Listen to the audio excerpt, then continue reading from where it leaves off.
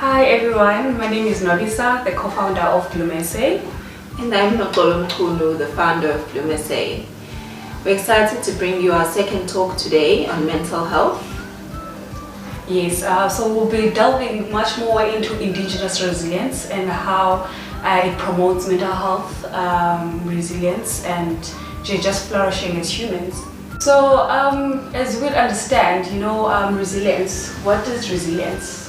What do you understand by resilience in general? So, resilience is about positive adaptation to adversity. We cannot speak of resilience without speaking of adversity. And obviously there are many adversities that people face, and more specifically the South African community faces. I think the biggest one really is poverty, which then sort of like leads into other adversities such as emotional challenges like depression. And I think, just as you said, it's positive adaptation to stressors, whether it be acute or historical legacies of the traumas that we have faced as a country, and it's just the ability to do well despite the adversities, as you had said. And I think it's also just identifying those factors that can help people flourish in spite of any circumstances that would have made them suffer. So it's those protective factors that help you become just do well despite anything that you've faced. Absolutely.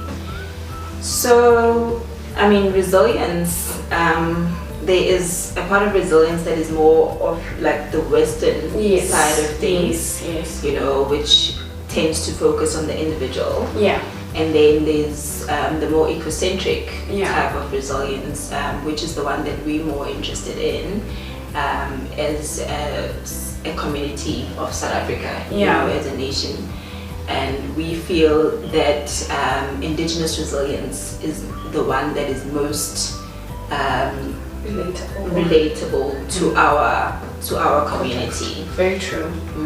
Because you define, as you said, the idea or the notion of resilience came from developmental psychology, who did acknowledge, in fact, that there are certain factors that help people to thrive despite severe hardships.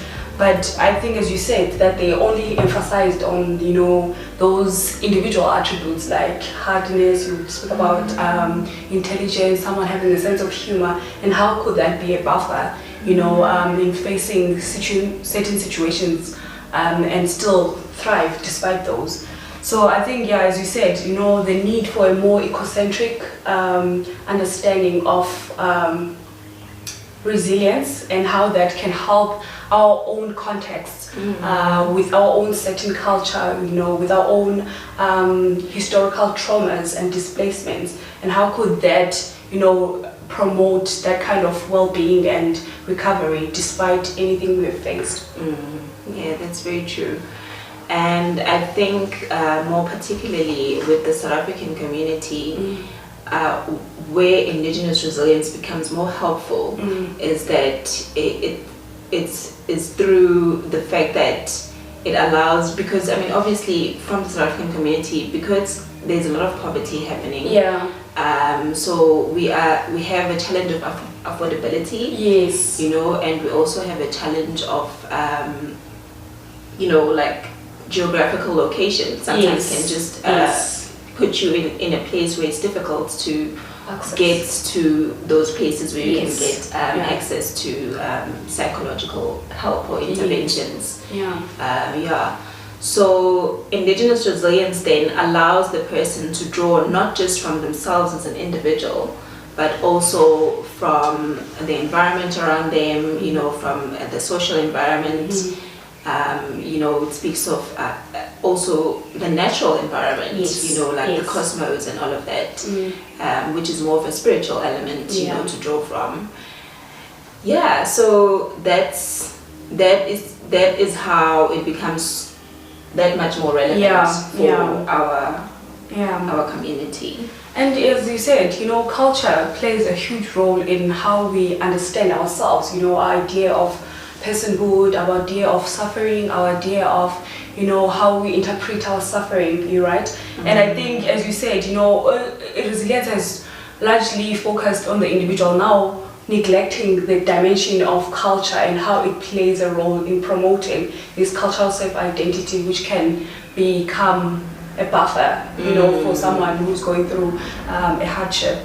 And I think also, as you said, you know, sometimes even that culture also influences how we express and also how we experience certain hardships. So, you know, with the Western idea of resilience, they have this one for all, one fits all kind of understanding, you know, and it sometimes, as you said, becomes literally a bit of strange or irrelevant for our context, because we face different situations, or face different situations from the Western people.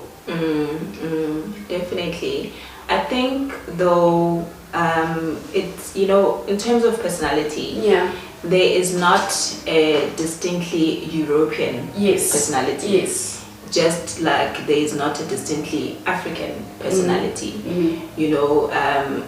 So I think that is something that we need to realize when we have this discourse of Indigenous resilience. That we are not saying that when we say we need to have African Indigenous resilience, it's because we feel that,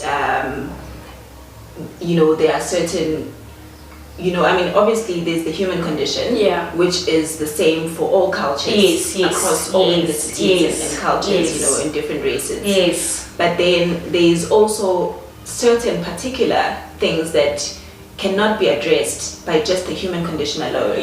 You know, and that is when we then have to look into more locally, you know, the cultural aspects of the person.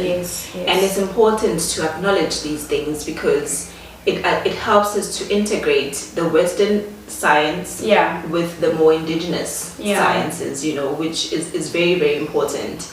And, you know, coming back to the South African community, it's also important because it gives us that sense of confidence in our own knowledge systems. It says to us it's valid. You know, it says to us that it's important. It says to us that it's relevant to who we are. You know, we are not forced to now draw from the mainstream way of doing things. You know, so this is us then, I guess, because we draw a lot from Indigenous resilience, not just from this talk, but also as an organization, you know, in all our ethos and our organizational culture and values. That's true. So, and in us doing that, it's about, you know, giving that sense of, you know, because I mean, mainstream Western psychology has been valid for many years. You know, it's like it's almost like the blueprint for knowledge. So now with African Indigenous knowledge systems, that's not something that's been there, because obviously we were colonized. But now we are no longer, you know, as forced in terms of ascribing to those knowledge systems. We have more choice now. So we are saying that let's draw from our African Indigenous knowledge systems. You know, let's acknowledge, you know, what we had before. You know, let's reclaim our identities. Because there are many, whilst Western psychology, there are many things that we can draw from and take and relate to. You know, we are not disputing it. We're not saying that it's invalid, you know, it shouldn't be used at all. We are in fact saying, let's find ways of integrating this with our own knowledge systems also, and then be able to work together with Western, you know, knowledge systems, and find that harmony. You know, I think what you said, you know, as you were saying that, you know, it's quite affirming to have this kind of understanding of Indigenous resilience, you know, that we have these innate capacities to promote resilience within our Indigenous ways of knowing. And as you said, it validates us as even Indigenous people, that we can draw from what we have in order to bolster our own well-being and recovery. And I think, as you said, that, you know, even though the social determinants of health or ill-health or mental ill health are very universal, but as you say, we have our own local experiences, our own lived realities of what it is to be depressive, what it is to, you know, live with AIDS in a context where, as you said, there's little to no availability of, you know, adequate resources, mental health resources, or even health resources to be able to, you know, get better. And I think, as you said, our notions of recovery and well-being should reflect those ways of understanding that have been neglected and put aside for so long. And yeah, it's part of decolonization, which what Bloom Essay is about. Absolutely. Yeah. So speaking of decolonization, I think there is a tendency to have the victim mentality when it comes to decolonization. And that is not something that, I mean, obviously a lot happened, you know, in terms of you know, the African people, you know, as a people, a lot was taken from them. A lot was, you know, they were removed from their own ways of being and taught new ways of being, which came across as being superior. And, you know, sort of like not having a choice but to take on those ways of living. But the kind of decolonization that we advocate for is one that says this is about it's about humankind. You know, it's about having harmony, you know, for all humankind to live together harmoniously and to acknowledge each other and to have you know, that sense of respect, connection, and being able to live together, you know, in harmony. So it's not so much about one race, you know, being above the other. It's not about othering, even, you know, it's about living in harmony, you know. Because that's what happened with decolonization. It dehumanized some ways of being, and it made other ways of being more superior. True. You know, and that is what we're trying to correct. And I think as you were speaking, I just realized, you know, as you said, one of the major points or major, you know, things that Indigenous Resilience is to address the historical legacies of racism, which has been institutionalized and internalized as African children, you know. And as you said, we're not just a homogeneous, like we're not the same, of course, but the experiences, we still feel them even today, you know, as you talked about, you know, accessibility of, you know, basic healthcare, you know, it's still a thing and it's still ongoing. It still leaves an imprint of adversity for most of our youth, you know, who cannot access adequate care in the times they need it the most. And I think also you talked about, you know, the trauma of that we have experienced, you know, intergenerational and transgenerational trauma, you know, loss of land, of language, of culture and spiritual ties, and even loss of kinship, which is very common in our context, you know, in our African, you know, we are about Ubuntu, you know, living with close ties with our families. And I think that's something, as you said, colonization tried to, you know, cut off that part of ourselves, and decolonization is about, you know, addressing that, you know, in the form of Indigenous Resilience, saying that we need to go back and say, okay, reclaim those parts of ourselves that have been lost, and how it can also help us build resilient lives, even with ongoing psychosocial ills. And I mean, it's really also about bringing to the fore our own ways of being that we were displaced from, you know, because the notion of decolonization kind of like says that everything that is indigenous, you know, that was indigenous to the African is no longer valid, Yeah. and they now have to live in this particular way. Yes. So now we're saying that we are reclaiming all of that. Yeah. And I think so as you said, just literally also as you said, the concept of culture and how it affects even our way of personhood, because that has direct implications on how we even seek help, and you find that with this marginalization of indigenous knowledge and ways of being, that we have been, focused on really just looking at the biomedical or scientific explanations of what is there in the world without really, and I think with that, it would also help us articulate our lives, in a way that's really relevant and close to who we are as indigenous beings, and just thrive using our own resources and understanding. And I think if you think about Ubuntu, the principle of Ubuntu, and interconnectedness, it's really about communal living. It's about drawing from our ecologies. Drawing from the people around us. And Ubuntu, basically the saying says that I am because we are. So I mean that just speaks for itself. We do not exist in a vacuum. But we exist with other people around us. And that is what makes us. So that is what Ubuntu is about. And coming back to indigenous resilience, then it's about drawing from these ecologies.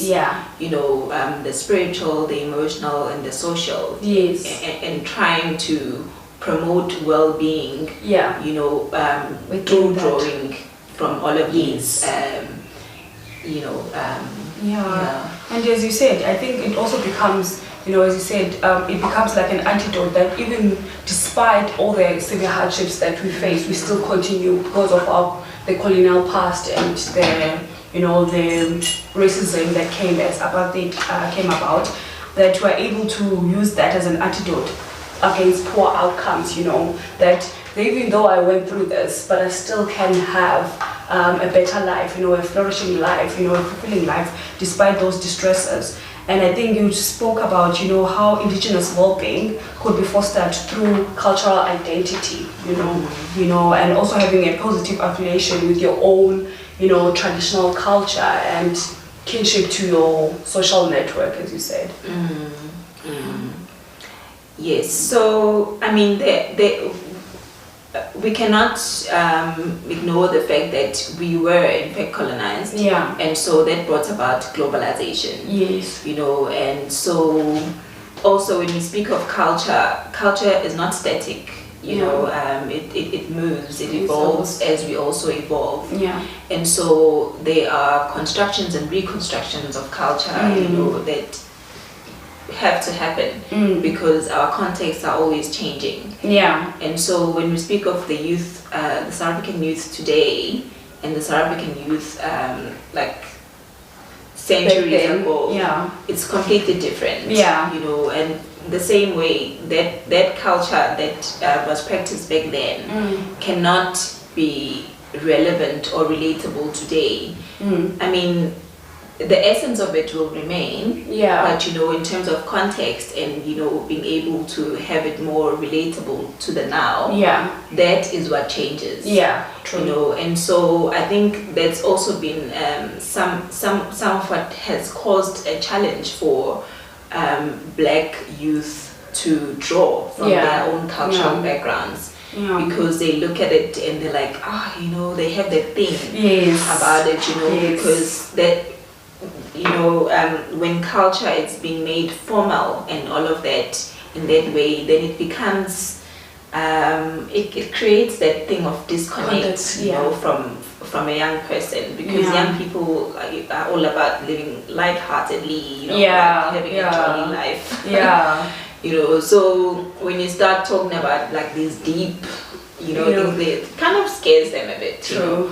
But I mean, if we recognize the fluidity of culture, then we are able to to bring about relevance. Yeah. You know, and we are able to make culture relevant for young people today.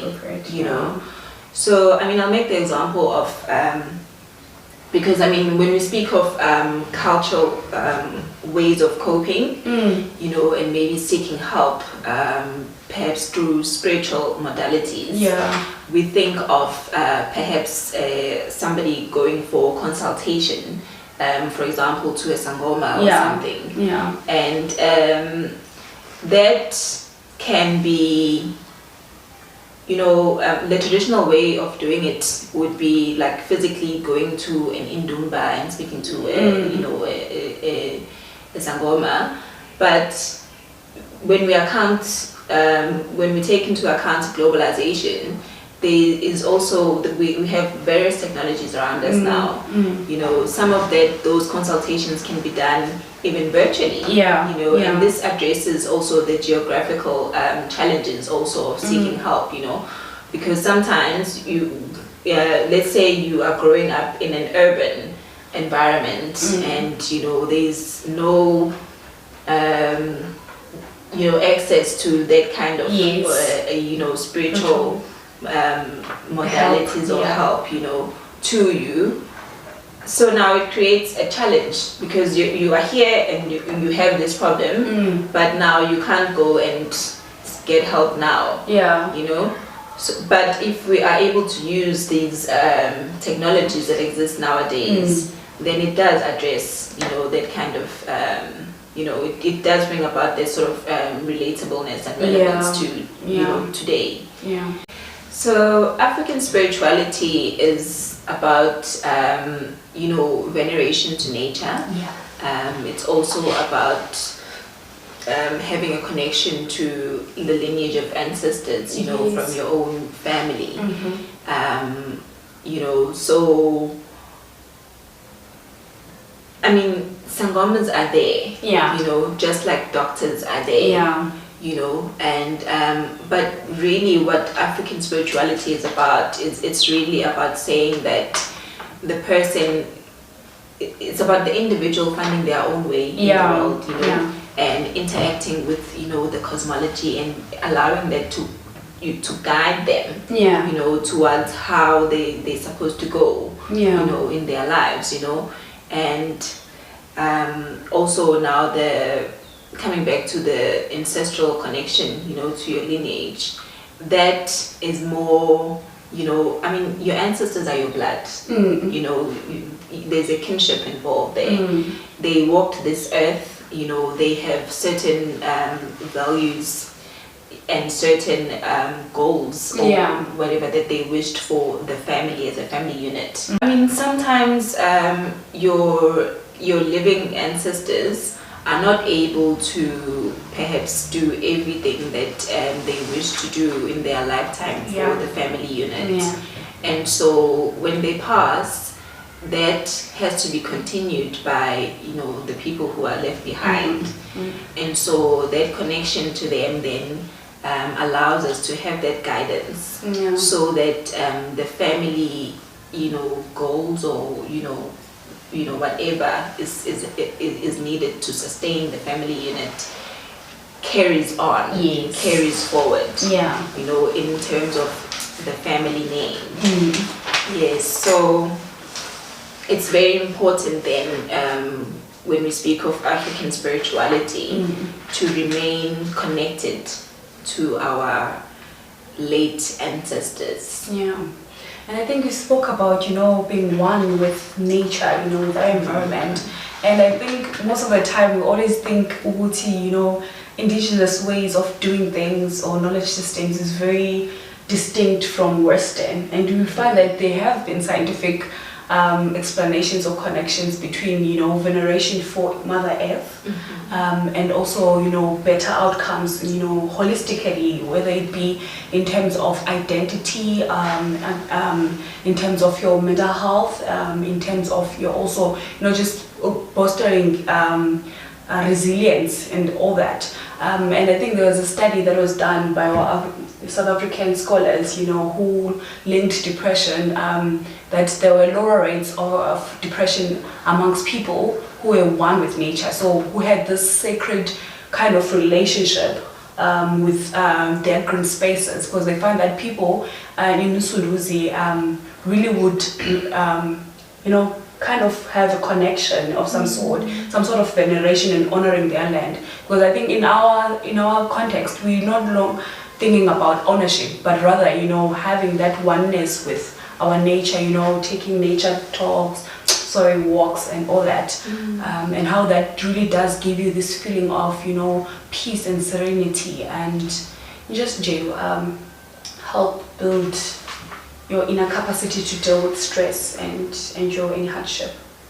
Yeah, and I think we've been speaking about, how this notion of, indigenous resilience feels, so theoretical and far off, as you said, and we want to make it as more relevant to the youth, and not just, have this theoretical construct, but rather have some applicable activities that you can engage in to bolster your, a positive cultural identity, to have these feelings of self-worth, self-care, efficacy, connectedness, and just be resilient. Yes.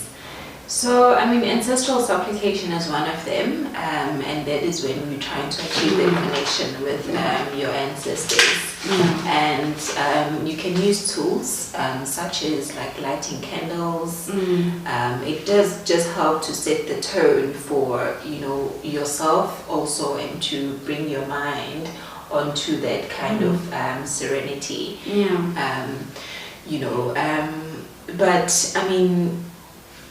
But you are the altar. Your ancestors are always with you, and you can connect to them at any point that you wish.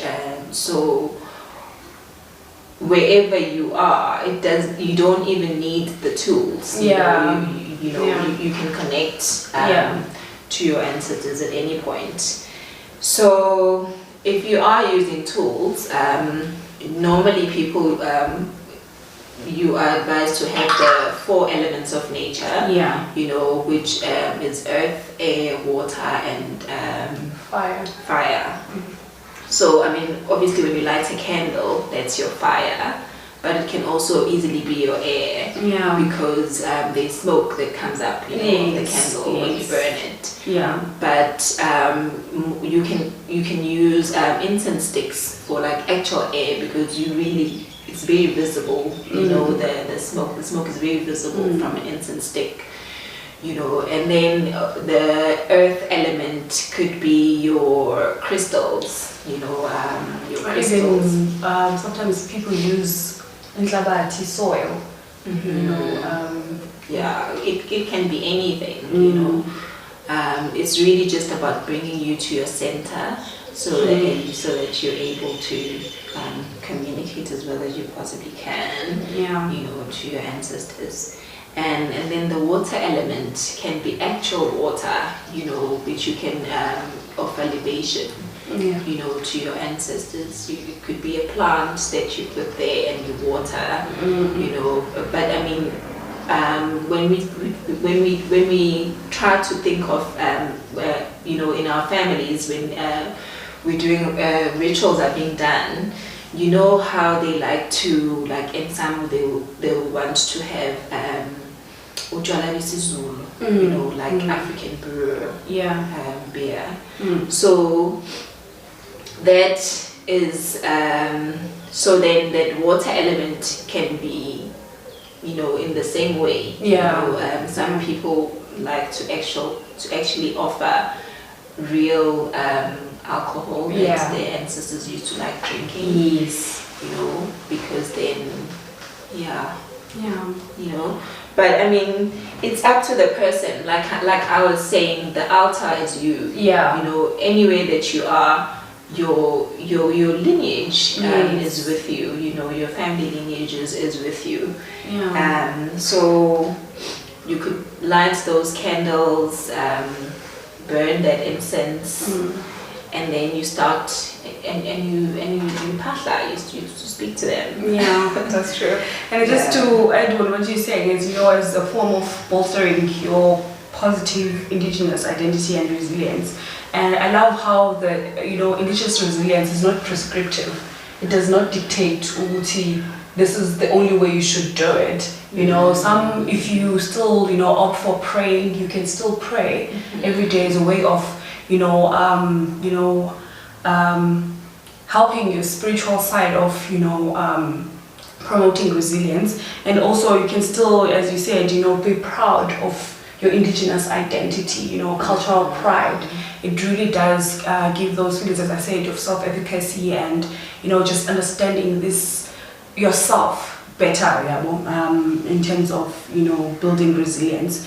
And I think also emotional regulation, you just speak up briefly about that, how it helps you to be able to understand your emotions, and as you said, as you build yourself by centering yourself through the rituals Nokol had mentioned, you are more now aware of your triggers, you are more aware of your emotions, especially the big emotions, and how to regulate them. And it really just gives you a sense of release. Yes.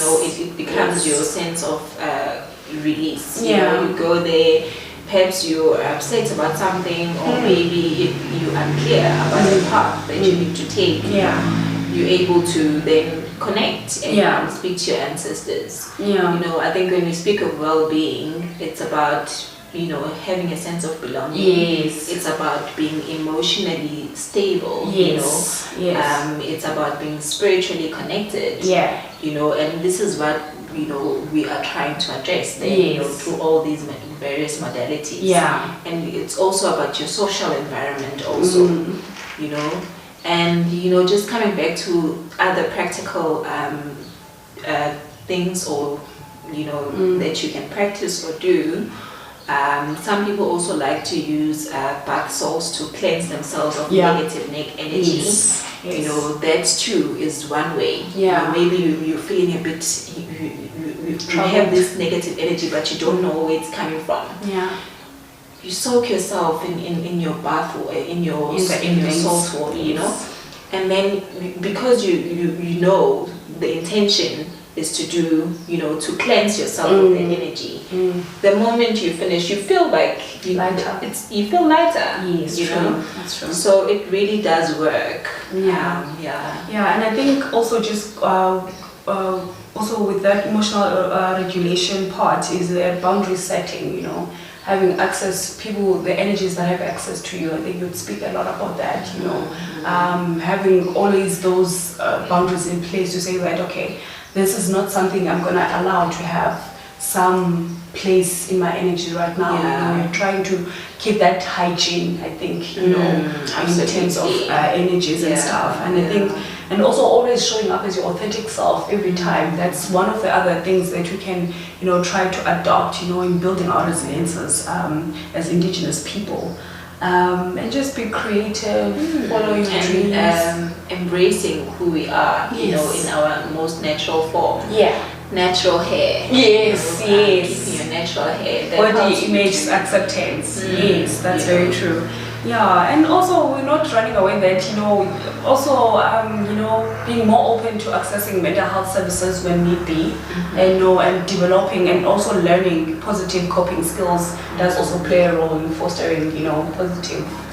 One thing about in African Indigenous knowledge systems and African spirituality more specifically is that it's very both and. So it's not exclusive. So it recognizes that it's relatable for its people. But I mean there are also other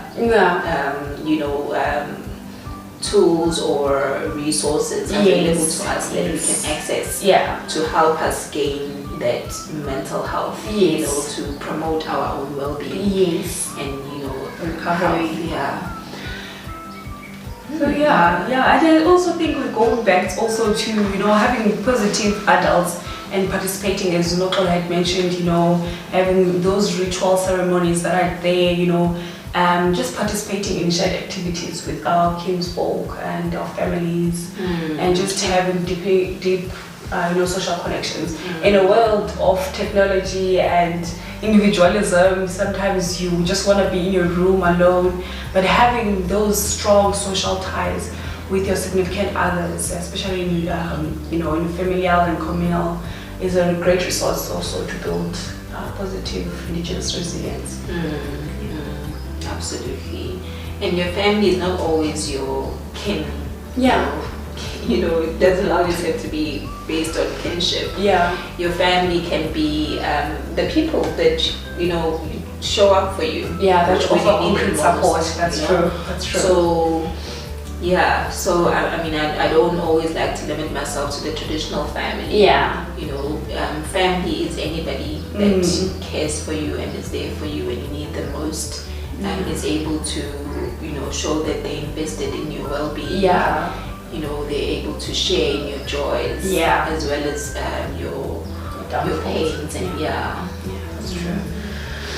So I hope now it's more relevant and people can really see that Indigenous resilience has the opportunity to help them become more stronger and able to cope with everyday difficulties, actually, because we face a lot as the youth, and let me say about that life. Yeah, we hope that this talk has helped you in some ways to shed light on what Indigenous resilience is, and also just enable you to be able to draw practical ways in which you can practice it. And it's a very broad topic. We cannot cover everything in just one talk. So we will keep revisiting, every now and then, to bring you the very best that we possibly can. Yes. Because we want this to be as valuable to you as possible. Yeah. So thank you so much for being with us today. Join us next time. Thank you. Thank you so much.